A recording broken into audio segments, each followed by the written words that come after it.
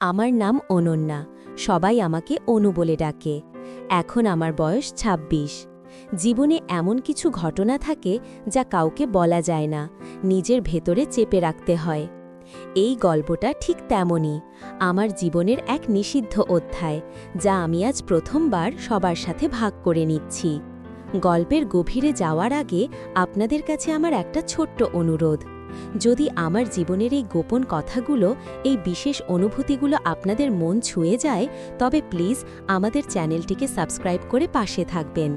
আপনাদের ভালোবাসা আর উৎসাহ পেলে তবেই তো আমি আমার না বলা কথাগুলো আরও সাহস করে বলতে পারবো। চলুন এবার ফেরা যাক সেই পুরনো দিনে, যখন আমি সবেমাত্র অনার্স ফাইনাল ইয়ারে। আমাদের পরিবারটা বেশ বড়, একেবারে সাধারণ মধ্যবিত্ত বাঙালি পরিবার। কিন্তু আমাদের বাড়িতে একটা বিশেষ মানুষ ছিল, সে হলো আমার জেঠতুতো দাদা রিজু। রিজুদা আমাদের চেয়ে প্রায় ৩ বছরের বড়। ও তখন এই শহরে একটা ভালো চাকরি করত আর আমাদের বাড়িতেই থাকত।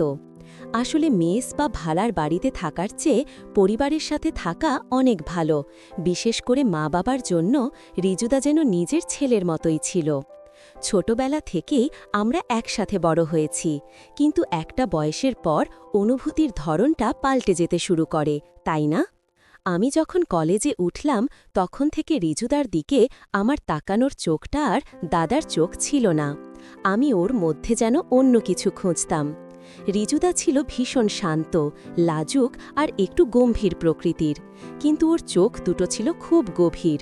যখনও আমার দিকে তাকাত, আমার ভেতরে কেমন যেন একটা অচেনা তোলপাড় শুরু হতো। ওর গায়ের গন্ধ, ওর হাঁটার শব্দ, সবকিছুই আমার কাছে এক অন্যরকম মায়া তৈরি করত। আসলে সমাজ আমাদের কাজিন সম্পর্ককে একটা পবিত্র বন্ধন হিসাবে দেখে, সেখানে এই ধরনের অনুভূতি আসাটা একেবারেই নিষিদ্ধ। হয়তো সেই কারণেই এই ব্যাপারটা আমার কাছে আরও বেশি তীব্র, আরও বেশি আকর্ষণীয় ছিল। আমি জানতাম এই সম্পর্কের কোনো সামাজিক স্বীকৃতি নেই, তবুও মনের গভীরে কোথায় যেন একটা টান অনুভব করতাম। আমাদের দুজনের মধ্যে কথা হতো খুব কম, কিন্তু চোখের ভাষা ছিল অনেক বেশি। একদিন রাতে সবাই ঘুমিয়ে পড়েছে, আমি বারান্দায় দাঁড়িয়েছিলাম। সেদিন ছিল ভরা পূর্ণিমা। হঠাৎ দেখি রিজুদা বারান্দার অন্য কোণায় এসে দাঁড়ালো। আমরা দুজনেই চুপচাপ, শুধু পূর্ণিমার আলো আর ঝিঁঝি পোকার ডাক।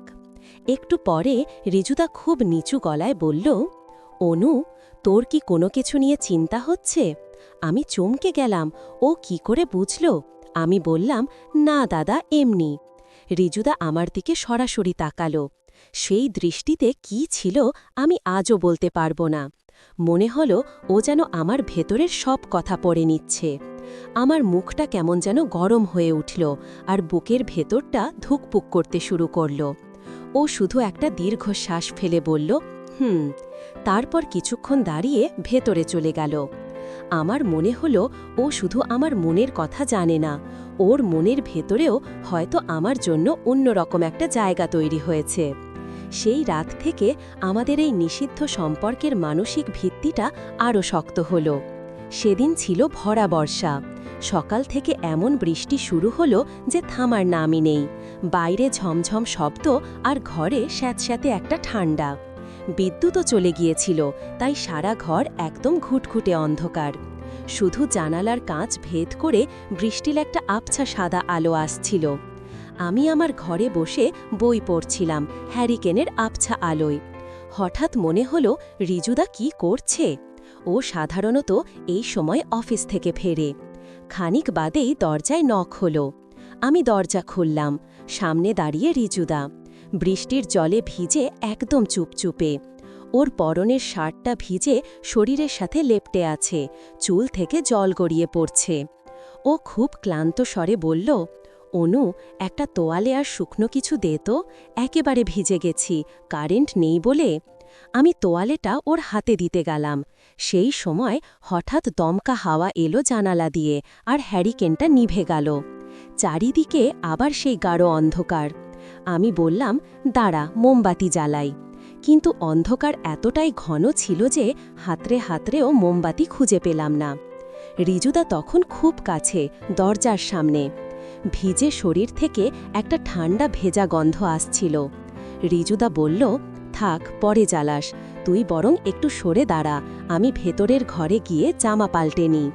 আমি সরে দাঁড়াতে যাচ্ছিলাম, ঠিক তখনই হঠাৎ আমার পাটা মেঝের একটা জলের জায়গায় পড়ল, আর আমি তাল সামলাতে না পেরে একেবারে রিজুদার বুকের ওপর গিয়ে পড়লাম। পুরোপুরি অপ্রত্যাশিত একটা ধাক্কা।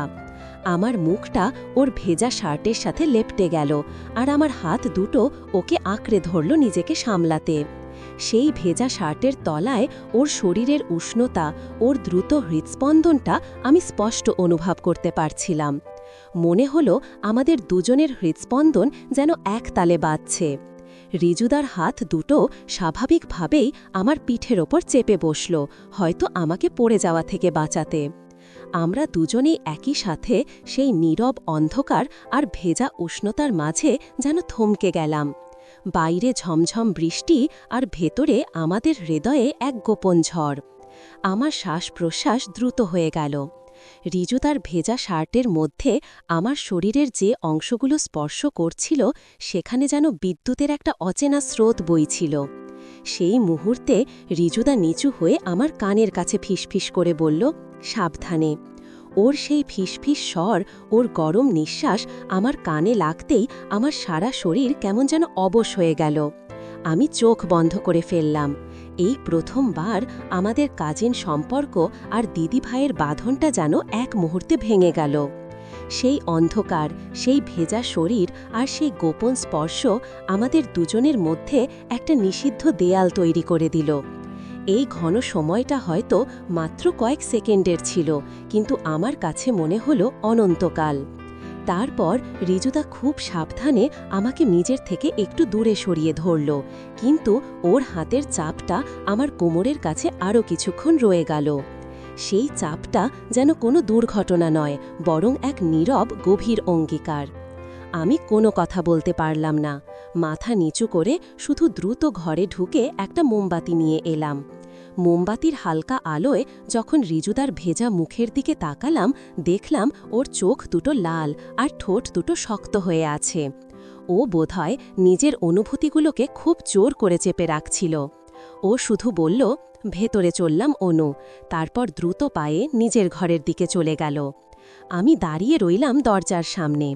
বৃষ্টির শব্দ আর আমার ভেতরের তোলপাড়ের শব্দ সব যেন মিলে মিশে একাকার হয়ে গেল। সেই ঘটনার পর আমাদের দুজনের মধ্যে একটা অদ্ভুত দূরত্ব তৈরি হলো, আবার ঘনিষ্ঠতাও বাড়ল। আমরা যেন একে অপরকে এড়িয়ে চলতে লাগলাম, অথচ সুযোগ পেলেই চুপি চুপি কাছাকাছি আসার অজুহাত খুঁজতাম। রিজুদা এখন মাঝে মাঝেই রাতে আমার ঘরে আসত, পড়াশোনার কোনো অসুবিধা হচ্ছে কিনা জানতে। এটা একটা অজুহাত ছিল, আমরা দুজনেই জানতাম, কিন্তু এই অজুহাতটুকুই আমাদের জন্য যথেষ্ট ছিল। একদিন রাত প্রায় 1টা, মা বাবা গভীর ঘুমে। রিজুদা এসে আমার ঘরের দরজা ভেজিয়ে দিল। আমি তখন খাটে বসে একটা ম্যাগাজিন পড়ছিলাম। ও এসে আমার পাশে বসল, কিন্তু কোনো কথা বলল না, শুধু ম্যাগাজিনটা দেখছিল। আমি বললাম, কি হয়েছে দাদা, আজ এত চুপ কেন? ও খুব আলতো করে আমার হাত থেকে ম্যাগাজিনটা টেনে পাশে রাখল, তারপর আমার দিকে ঘুরল। এইবার ও কোনো রাগঢাক করল না। ওর চোখ দুটো সেই গভীর অনুভূতিতে ভরা, যা আমি সেই বৃষ্টির রাতে প্রথমবার দেখেছিলাম। ও খুব নিচু কাঁপানো গলায় বলল, অনু, তুই কি কিছু বুঝতে পারিস না? আমার কষ্ট হয়, তোর পাশে থেকেও তোকে ছুঁতে না পারার কষ্ট। ওর এই সরাসরি কথা শুনে আমার বুকের ভেতর দিয়ে যেন একটা তীব্র স্রোত বয়ে গেল। আমি জানতাম ও আমাকে ভালোবাসে, কিন্তু ওর মুখে এই কথাটা শোনা আমার যেন সব বাঁধ ভেঙে দিল। আমার চোখ দুটো জলে ভরে এলো। আমি কিছু বলতে পারছিলাম না। রিজুদা তখন খুব ধীরে, খুব সাবধানে ওর একটা হাত আমার গাল ছুঁয়ে দিল। সেই স্পর্শে যেন পৃথিবীর সব মায়া ছিল। ওর চোখ দুটো তখন আমার ঠোঁটের ওপর স্থির। সেদিনের মতো আমার শ্বাস প্রশ্বাস আবার দ্রুত হয়ে গেল। আমি চোখ বন্ধ করে ওর হাতের উষ্ণতা অনুভব করতে লাগলাম। তার পরের মুহূর্তটা যেন স্বপ্নের মতো। ওর হাতটা গাল থেকে নেমে আমার গলা ছুঁয়ে আলতো করে আমার কাঁধের কাছে এলো। আমি তখনও চোখ বন্ধ করে আছি, শুধু ওর স্পর্শের গভীরে ডুবে যাচ্ছি। ঋজুদা একটু ঝুঁকে আলো। আমি ওর গায়ের মিষ্টি গন্ধটা অনুভব করলাম। আমার ইচ্ছে হচ্ছিল ওকে চাপটে ধরি, কিন্তু সামাজিকতা আর মনের ভয় আমাকে আষ্টেপৃষ্ঠে বেঁধে রেখেছিল। কিন্তু সেই মুহূর্তে যেন আমার শরীর আমার নিয়ন্ত্রণে ছিল না। আমার ভেতরের সব অবদমিত ভালোবাসা আর আকর্ষণ তীব্র হয়ে উঠল। হঠাৎ করেই আমি নিজের ওপর আর নিয়ন্ত্রণ রাখতে পারলাম না। আমার হাতটা আলতো করে উঠে গেল ঋজুদার শার্টের ওপর। আমি ওর বুকের ওপর ভরসা রাখলাম। ঋজুদা যেন এই অপেক্ষাতেই ছিল। আমার সেই সামান্য ইশারাতেই ও যেন সব সাহস ফিরে পেল। ও এবার আরও কাছে এলো, আর ওর আর একটা হাত আমার পিঠের নিচে দিয়ে কোমরটা চেপে ধরল। সেই চাপটা ছিল ভারী, কিন্তু ভীষণ কোমল।